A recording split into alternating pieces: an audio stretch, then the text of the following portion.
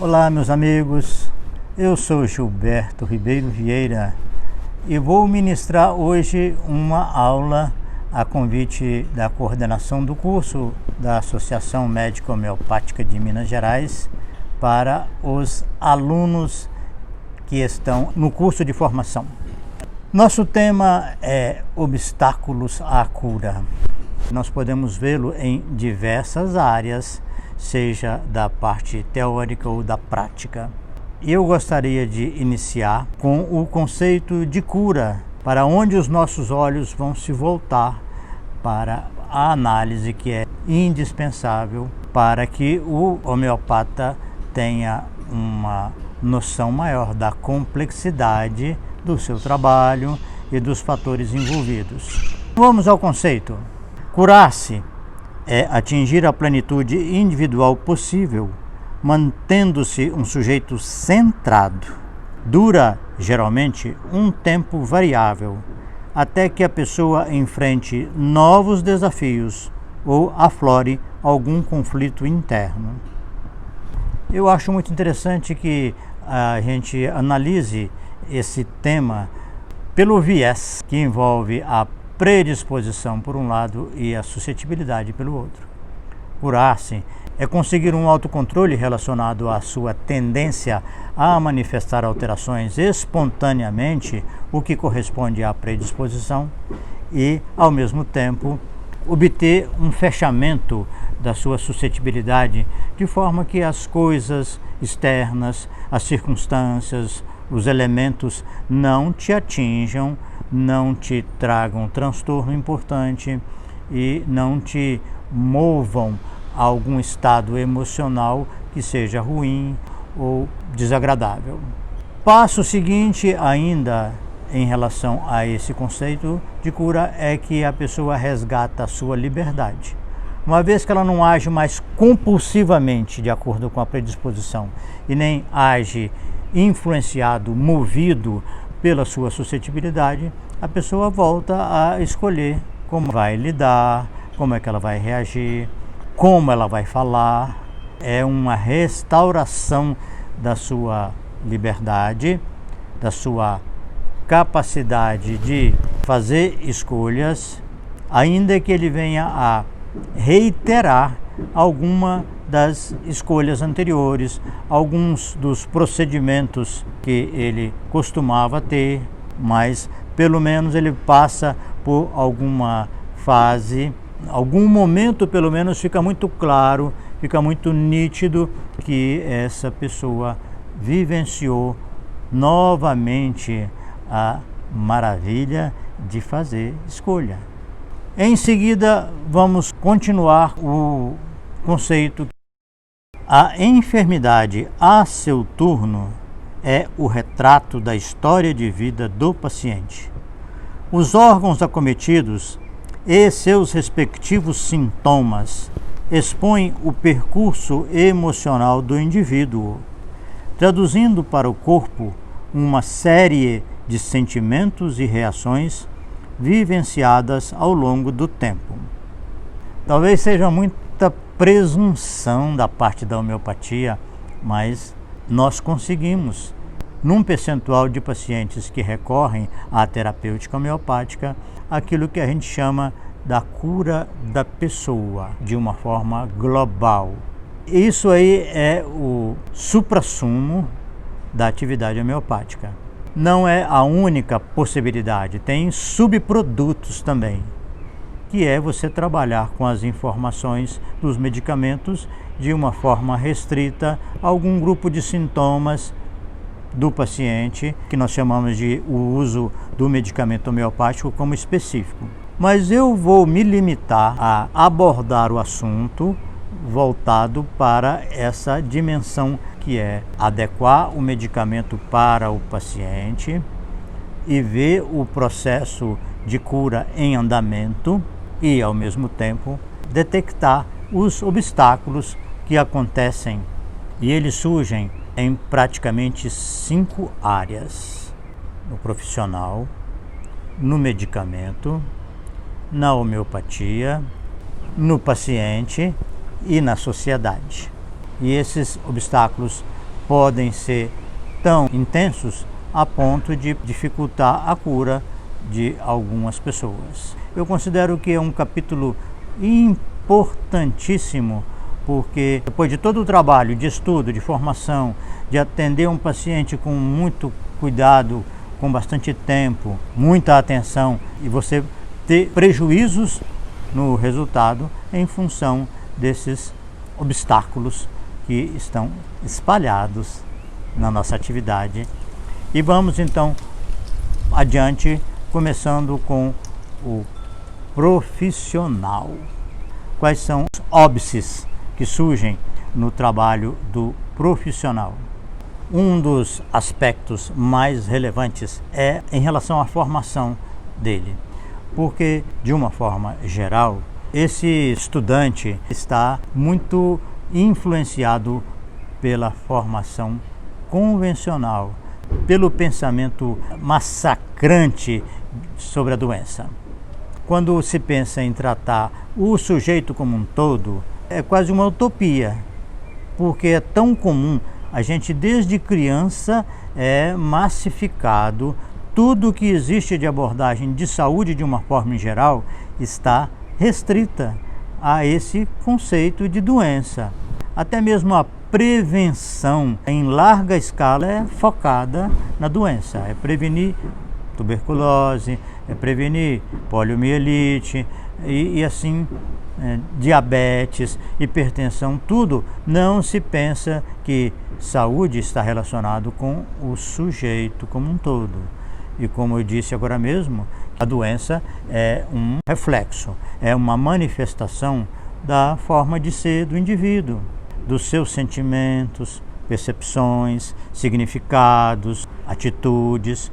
Tudo isso você junta no que a pessoa é, como ela vive, como ela reage, como ela se sente, como ela sofre, como ela pensa, e isso com o tempo, desde que adquira importância no seu emocional, pode, com o passar dos dias, dos anos, se manifestar no seu corpo. Essa é a doença clássica, aquela que você estabelece relações bem fáceis para o homeopata de identificar o transtorno, o sintoma, a alteração orgânica com a questão emocional. E com isso estabelece-se paralelo, e a cura dessa enfermidade no orgânico depende muito da cura do emocional. Elas acontecem geralmente de uma forma paralela. É claro que algumas pessoas tendem a manifestar as suas alterações orgânicas, ainda que funcionais ou neurovegetativas, com muito mais facilidade, enquanto outras represam essa manifestação e vão acumulando no emocional e dando margem ao aparecimento de alterações psiquiátricas, desde uma neurose até uma psicopatia ou uma psicose. Tudo isso, de alguma maneira, parece estar relacionado com o fato de que esse paciente não manifestou, não colocou no corpo, e nessa repressão acaba acumulando muito no emocional. Os dados do paciente ficam muito berrantes, salientes, e dessa forma permitem também o tratamento homeopático com uma margem grande de boas respostas. Daí nós podemos concluir que a formação do homeopata é fundamental para que ele tenha um olhar mais abrangente na amplitude e mais profundo na história de vida do paciente e perceba aspectos que merecem a sua intervenção também. Eu vou falar um pouco mais sobre esses aspectos quando eu estiver me referindo ao paciente daqui a pouco. A prática relacionada com o profissional, eu gostaria de destacar que ainda temos alguns colegas que têm horror ao remédio químico e outros que têm uma atração e tendem a prescrever a medicação química à menor dificuldade. Eu acho que é importante que a gente tenha aí uma visão crítica em relação a essas duas tendências excessivas. O remédio químico não é maligno, como acreditou-se durante algum tempo no meio homeopático. Agora, especialmente nos primeiros dias, nas primeiras semanas depois de uma medicação homeopática, se o quadro põe-se em andamento, é importante que você tenha muito critério para não introduzir nenhum elemento diferente, seja um medicamento oral, injetável ou tópico. Deve-se evitar ao máximo a introdução de uma outra substância nesse organismo que venha a alterar esse processo que foi desencadeado. E isso é muito importante, porque em certas ocasiões o caso fica completamente prejudicado e nem sempre é possível retomar aquele estímulo que estava levando provavelmente à cura. Ainda um aspecto que é relevante para colocar em relação ao profissional é a insistência com um medicamento que não está dando resposta. Uma paciente já me disse, toda vez que eu ia ao homeopata, ela dizia assim, nossa, mas seu caso continua indicando natrium muriático. E ela tomava uma outra dinamização, sem resposta. Se você receitou um medicamento numa dinamização, não houve movimento, você pode tentar uma outra bem diferente para ver se há alguma resposta. Não teve, não adianta parecer muito com um determinado remédio que você faz essas duas tentativas e não há nenhum andamento do caso. É recomendável que você releia especialmente a primeira consulta, observe todas as anotações que você tem e pense numa outra medicação. Passamos então agora ao segundo aspecto, que é o medicamento homeopático. Eu espero que esse tema seja abordado no curso por algum farmacêutico, porque tem alguns detalhes da dinâmica da farmácia que envolve a identificação do frasco, da receita, esse trajeto que a receita faz até que o medicamento seja dispensado e entregue, que é sujeito a alterações, a trocas que podem prejudicar completamente o resultado. Também vale destacar que o medicamento tem sua origem, seu processamento e a sua validade. Esses aspectos também precisam ser considerados e vistos por quem tem mais contato e experiência nesse campo. Acredito que tanto os profissionais que atuam na terapêutica quanto os farmacêuticos homeopatas precisam repensar essa propaganda de fragilização do medicamento, dizendo que tem que proteger, não pode tomar em determinados horários relacionados com a alimentação, não colocar perto de radiação como a TV, todos esses dados, ou até mesmo aquela hipótese de que existiria um antídoto universal, que é cânfora, para todos os medicamentos homeopáticos, que não faz sentido, não tem um trabalho científico mostrando esse potencial do medicamento, do cânfora. Parece que houve uma época que era muito necessário que a gente mostrasse todas as possíveis fragilidades do medicamento homeopático. Essa questão de ingerir, por exemplo, antes da menstruação, durante, alguma coisa assim, que já foi norma, um tempo muito antigo, bem como a orientação de que não se deveria tomar o medicamento próximo da refeição, antes, durante, depois. Eu, quando estava trabalhando no Hospital André Luiz, durante um período, que eu trabalhava junto aos pacientes internados e eu quem dava o medicamento, o hospital tinha um pequeno estoque de medicamentos, o suficiente para a grande maioria dos casos acompanhados homeopaticamente. Eu queria dar um remédio para uma paciente e nesse momento eu já estava de saída, meu horário já tinha sido encerrado, eu a procurei, ela estava no refeitório do hospital. Eu pedi licença a ela e dei a dose, ela pegou e tomou na minha presença e imediatamente ela voltou a se alimentar. Isso era sexta-feira. O primeiro remédio que eu tinha passado para ela tinha sido completamente inócuo e eu voltei na segunda-feira para avaliá-la. Ela estava visivelmente melhor e começando já a rever as atitudes que a levaram àquela condição de uma psicose puerperal. Seguimos agora então com os obstáculos à cura provenientes da homeopatia.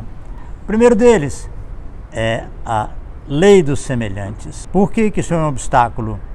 Porque se o homeopata ficar muito preso a isso, ele vai desconhecer aquilo que o Iar, discípulo do Hahnemann, já falou no seu livro, é disponível na internet também, no site do Instituto James Tyler Kent, do Rio de Janeiro, que o remédio homeopático atua tanto pelos semelhantes como pelos contrários.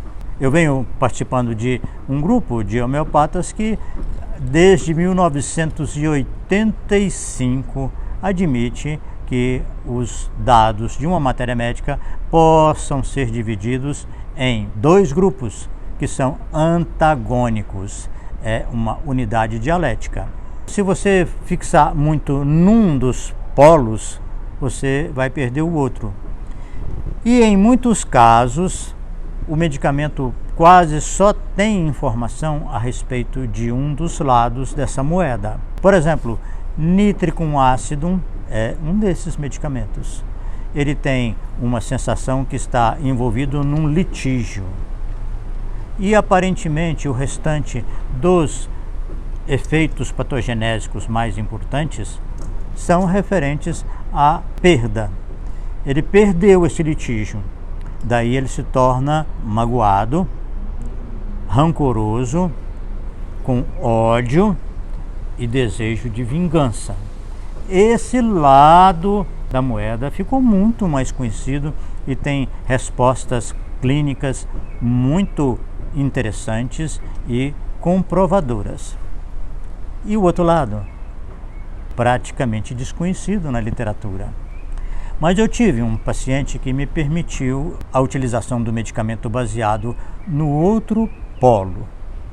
Se você tem um lado que caminha para o rancor, o ódio e a vingança, o que você espera de oposto? Uma clemência, um perdão excessivo. Um garoto de mais ou menos 10 anos estava em tratamento com um oftalmologista de toxoplasmose ocular. Apesar de que o quadro estava relativamente estável, a mãe me levou o garoto e eu fiz o acompanhamento com ele durante um período. E a informação era principalmente baseada no que o garoto me falava dos seus próprios desenhos. Eu pedia para ele levar e a parte da entrevista eu ficava sozinho comigo e me contava a história do desenho dele. E o que me chamou a atenção é que nessa história tinha sempre um atrito bem forte, uma disputa, uma briga. O lado ofendido, o lado prejudicado reagia sempre com benevolência, com indulgência, com complacência. Então eu falei assim, eu acho que esse garoto aqui pode ser nítrico ácido, e ele respondeu bem ao medicamento do ponto de vista clínico. Na parte emocional é muito difícil você dizer que houve uma melhora bem evidente, porque ele era uma pessoa bem saudável do ponto de vista social. Não tinha nenhum conflito, não tinha dificuldade, mas é um equívoco acreditar que sempre que haja uma manifestação de virtude, que isso é saúde, porque o excesso de virtude também leva a uma alteração, a um adoecimento, porque tudo o que é demais passa. Quando você precisa ser alguma coisa e ser muito aquilo, você está refém. Você perdeu a liberdade. Daí já temos uma discussão importante. Quais são os critérios que o homeopata usa para avaliar as atitudes, o sentimento, as reações do paciente? A lei dos semelhantes é um problema sério porque mutila o efeito do medicamento homeopático. Reduz o potencial a só um ângulo. Embora Hahnemann, numa esperteza muito grande, começou a incluir efeitos, isso ele fala claramente na matéria médica de Nussbaum, quando ele diz que ali tinha efeitos que eram visivelmente contrários entre si, mas que ele dizia que ambos eram efeitos importantes. Ele inclui então sob o rótulo de efeitos alternantes. Quando eu digo efeito é porque eu discordo de chamar alterações que são suscitadas no processo da experimentação no homem sadio de sintomas. O que acontece ali nessa experimentação é que pessoas sadias ingerem substâncias para conhecer os efeitos que elas provocam, que podem ser efeitos curativos, efeitos adversos, colaterais, bem como não ter efeito nenhum.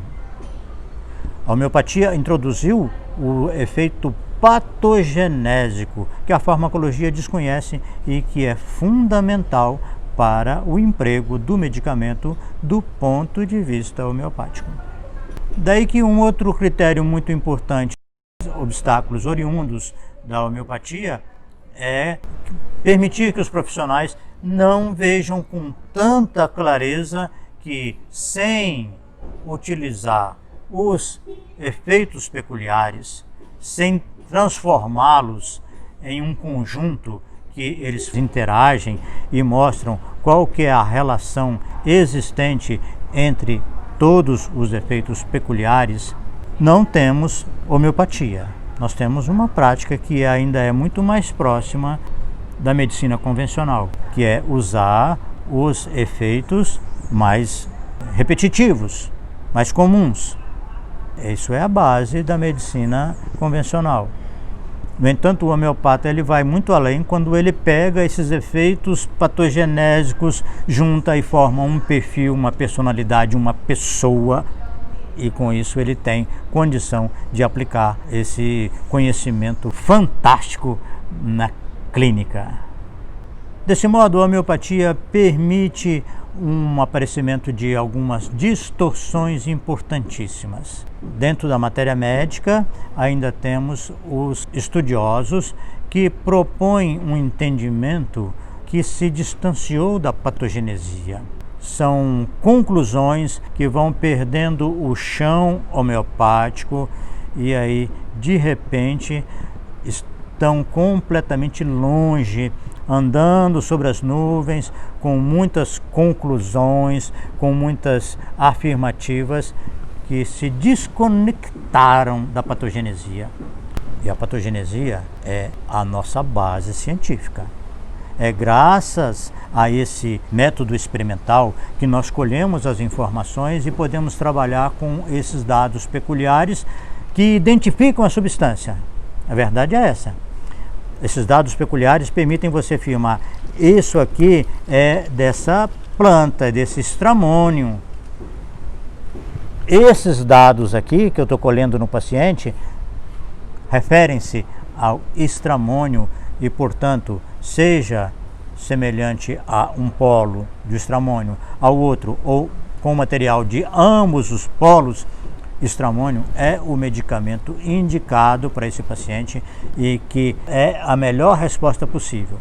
Quando você distancia, você começa a trabalhar com base em outras fontes, como por exemplo Reinos da Natureza ou tabela periódica, eu entendo que esses homeopatas, ainda que amem a homeopatia, eles deveriam retornar ao que nós temos de mais científico e investir nessa fonte, nessa sequência, nessa dinâmica, e todo o seu trabalho não se desconectar, continuar estudos e acréscimos e enriquecimentos, ok, mas não se distanciando desse berço, que é nossa salvaguarda científica.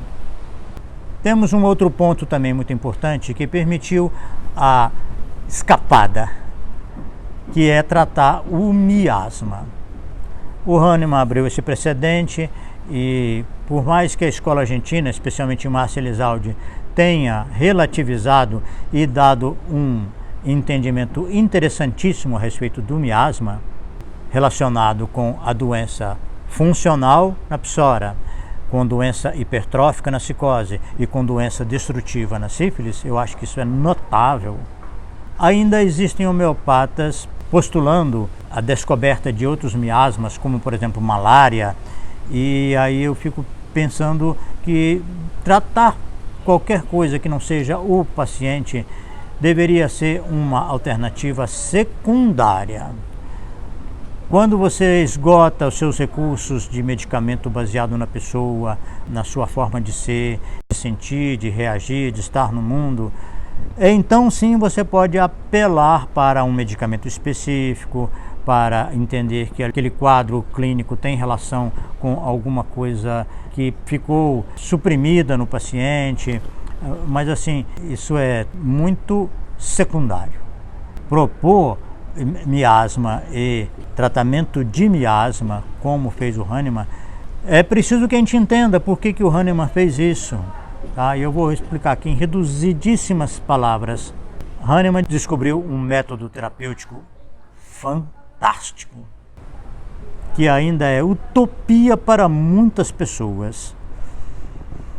Mas os anos mostraram que nem tudo se curava com a homeopatia como ele tinha apregoado.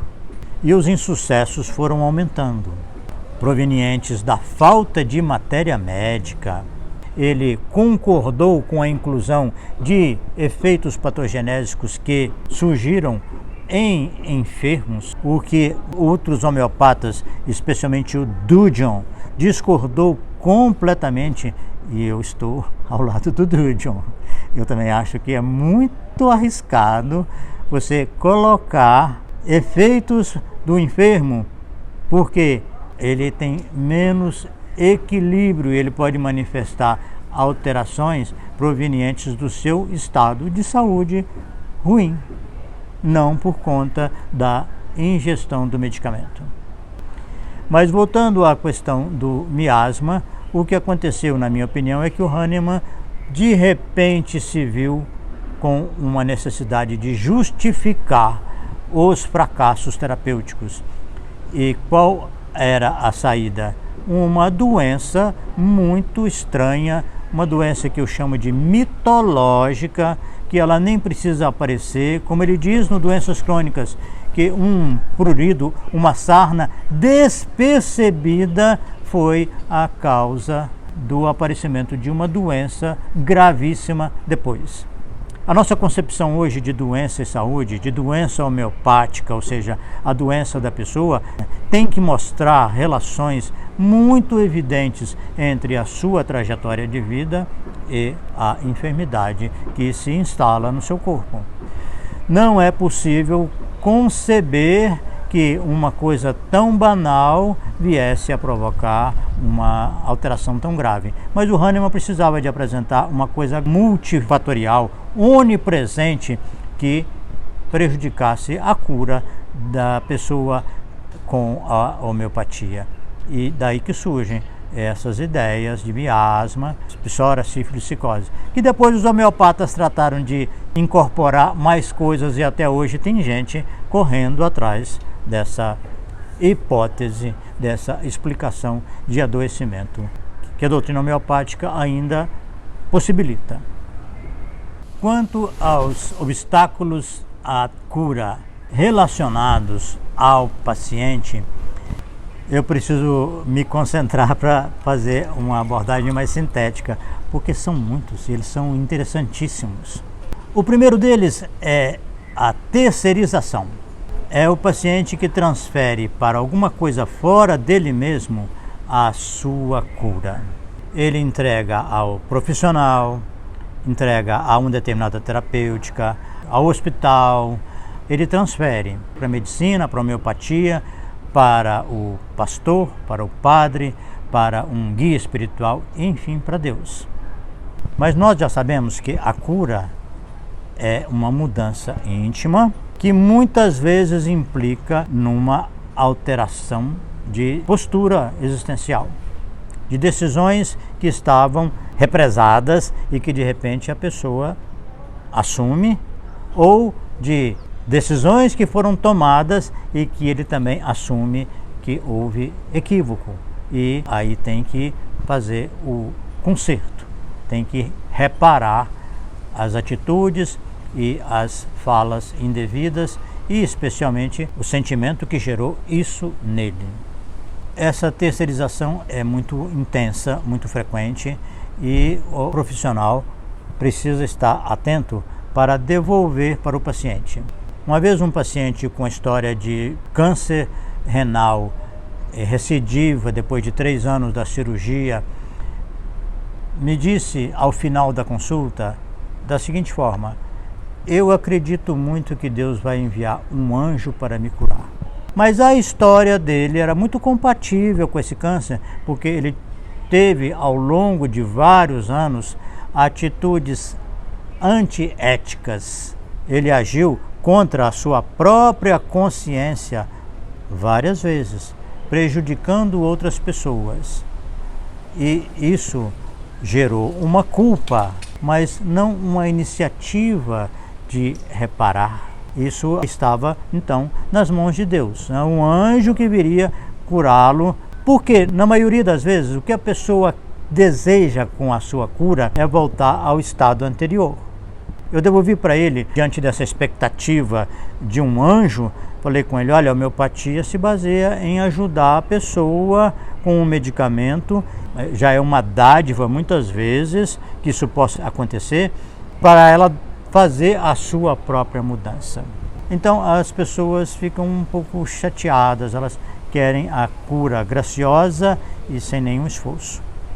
Essa questão de que a expectativa de cura é ela poder voltar aos hábitos anteriores, teve um paciente que foi muito marcante no começo da minha vida profissional, que ele tinha um quadro de hemorroidas intenso, muito doloroso, muito desconfortável, e ele reagiu com a medicação homeopática de uma forma tão espetacular. Ele fez uma gravação, ele encheu o bidê de gelo e ficou assentado ali para suportar a dor desse período de agravação. Melhorou, passou, ele teve um alívio enorme, ele estava completamente curado. O grande reconhecimento dele que ele estava curado é porque agora ele podia beber cerveja e comer feijoada com toda a liberdade. A reflexão a respeito do que gerou a doença, de quais foram as sensações, sentimentos, atitudes, postura que tem a ver com isso, a maioria das pessoas não quer saber, elas preferem ignorar, como se aquela saúde não tivesse nada a ver com a doença que você tem agora. E elas estão intimamente ligadas entre si. Foi aquela saúde, aquele estado que gerou a alteração agora. Então voltar a ele é voltar a uma situação completamente vulnerável. E relacionado com isso, nós podemos acrescentar que tem a questão da estagnação do paciente em objetivos, em traumas. A pessoa que não consegue ser feliz porque não trabalha com determinada área do conhecimento, ou porque não se concretizou aquele relacionamento que ela queria tanto e que lhe parecia a fonte da eterna felicidade. E essas pessoas paralisam a vida nesse ponto.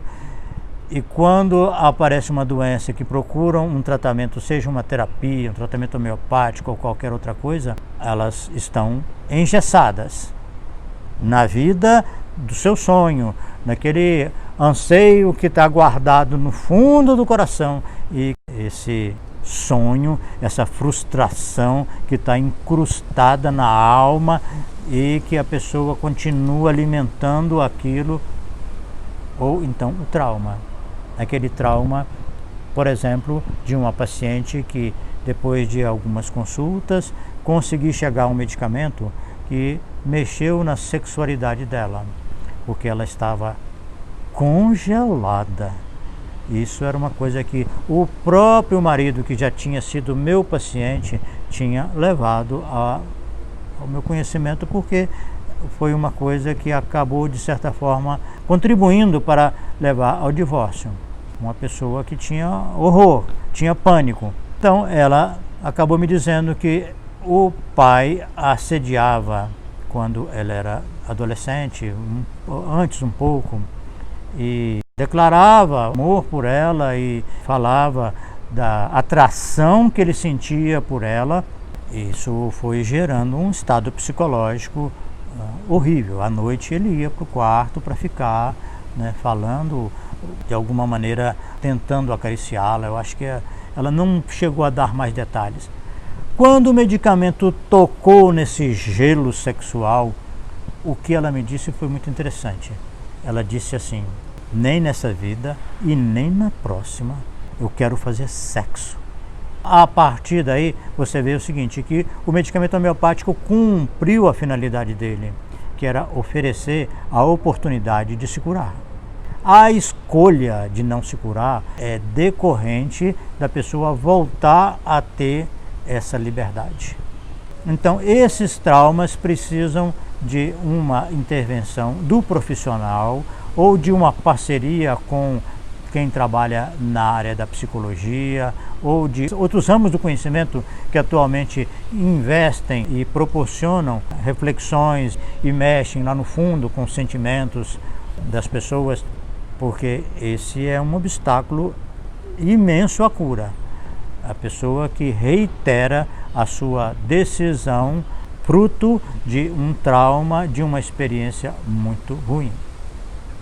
Agora então eu sigo em direção aos obstáculos da sociedade, aqueles que a sociedade cria, mantém, e eles proliferam de uma forma às vezes muito intensa, e eu diria assim, assustadora para a percepção de quem vê isso como sendo realmente um elemento nocivo e que vai ocupando o interior de um número cada vez maior de pessoas. Um conceito popularíssimo diz que o que importa é ser feliz. Complementa-se com: faça o que o seu coração manda. E daí, gente, o coração que está aqui, ele não tem juízo, que está aqui. Se você não colocar limites, não der um pouco de bom senso, de razão, a pessoa faz coisas e depois se arrepende amargamente. No entanto, já fez e as consequências estão em andamento. É muito importante que a gente esteja atento a essas coisas. Outro conceito que está muito em voga é que você, fazendo atividade física e cuidando da alimentação, você vai ter uma vida saudável. É a mesma coisa de você achar que a sua roupa, estando bonita, limpa e higiênica, você está saudável. Porque cuidar do corpo, você deve cuidar, sim, com certeza, mas achar que isso é o suficiente é acreditar numa tremenda fantasia. Porque você pode ter muita atividade física e ter uma alimentação muito bem regrada e orientada por profissionais altamente qualificados, que as suas emoções, os seus pensamentos, as suas atitudes não são compatíveis com a saúde. Lembrando ainda que, muitas vezes, a vida da pessoa tem certas lutas, certas experiências desafiadoras que vão levá-la a promover alguma alteração orgânica, ainda que ela tenha lidado com as circunstâncias de uma forma muito respeitável, de uma forma ética, de uma maneira em que ela pensou muito em todos os envolvidos e procurou agir da melhor maneira ao seu alcance. E isso é muito louvável. Ao mesmo tempo, não poupa de uma alteração física, às vezes grave.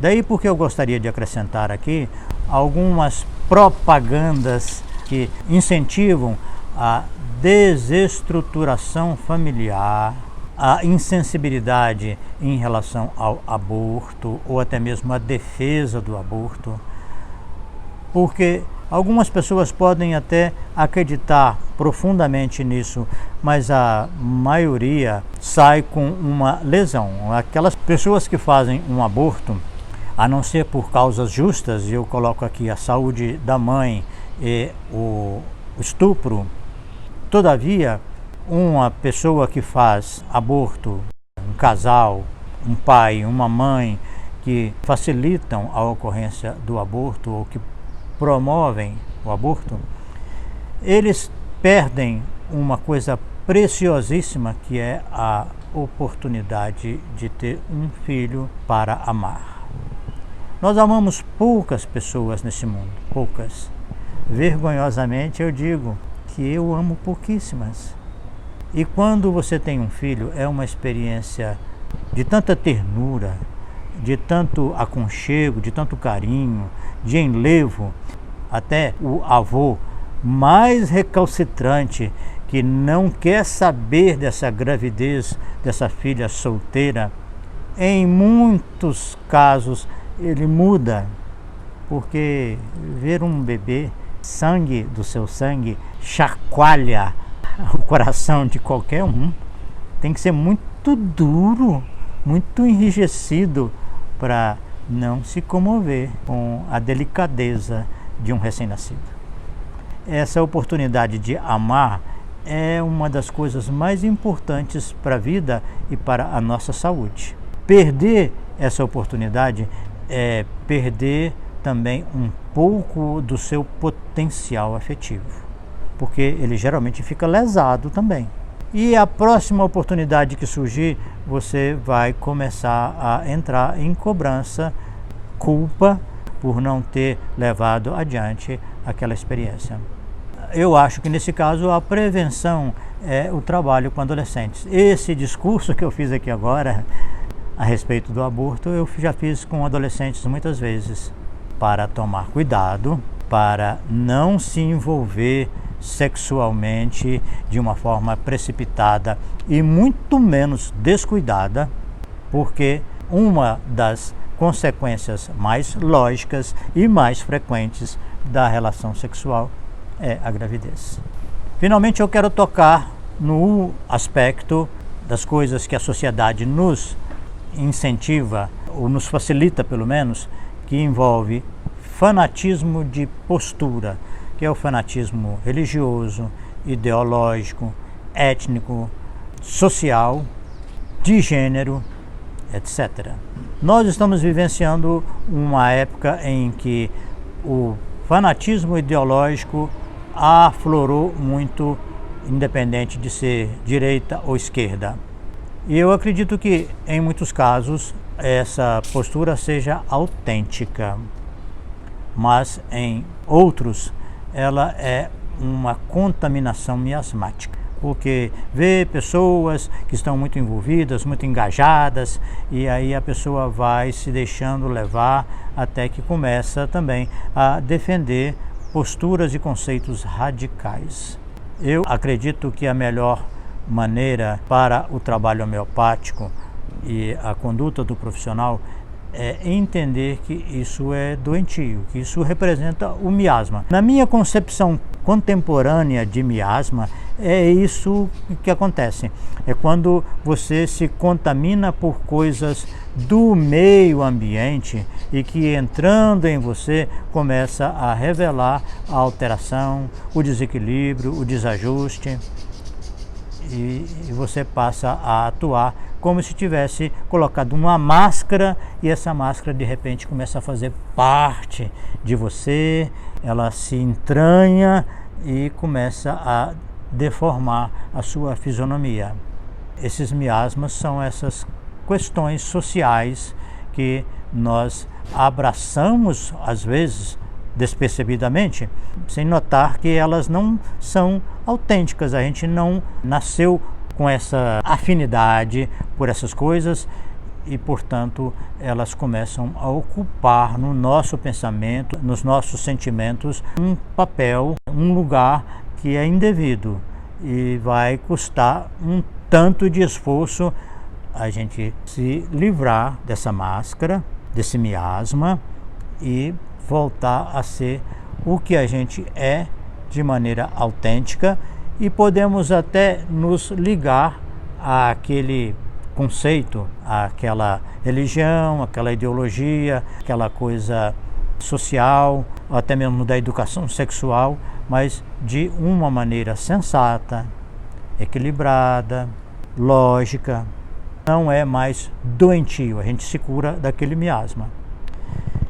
O paciente, em sua busca de cura através da homeopatia, precisa encontrar no profissional esse filtro, e muitas vezes o homeopata precisa fazer uma devolução para o paciente a respeito do que ele está observando que é doentio, que não convém, que está exagerado, que está diminuído. A melhor maneira de se fazer isso é através de perguntas. A gente deve fazer uma pergunta sutil, com tato, com delicadeza, e deixar o paciente com aquela indagação ecoando na sua cabeça. Por exemplo, você acha que é sensato para você como pessoa pensar e se posicionar dessa maneira? É por aí. Você não manifesta uma discordância, você não confronta o paciente, mas a partir de um certo ponto de acompanhamento. Então, muitas vezes é importante que você amadureça a relação com o paciente, profissional, o paciente estejam já bem consolidados na sua relação, de maneira que isso possa ser colocado. Exceto quando é uma coisa grave. Aí não depende de tempo, você tem que aproveitar a oportunidade, porque você nem sabe se esse paciente vai regressar para dar sequência ao tratamento homeopático. Como me disse uma vez um pai que era separado e que tinha uma filha, e ele disse que tinha pensamentos sexuais em relação a ela.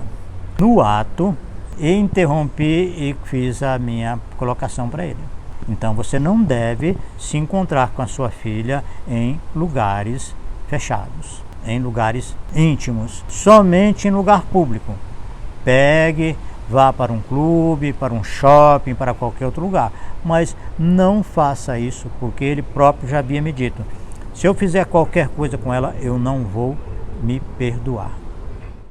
Enfim, eu agradeço mais uma vez a coordenação do curso de formação em homeopatia da Associação Médica Homeopática de Minas Gerais por esse prazer de estar aqui ministrando essa aula, me colocando também à disposição, porque eu vou postar esse vídeo no meu canal do YouTube, youtube.com/vida e prognostico. Vocês podem também ficar à vontade para esclarecer qualquer dúvida ou conversar mais sobre este tema. Um abraço e até qualquer dia, se Deus quiser.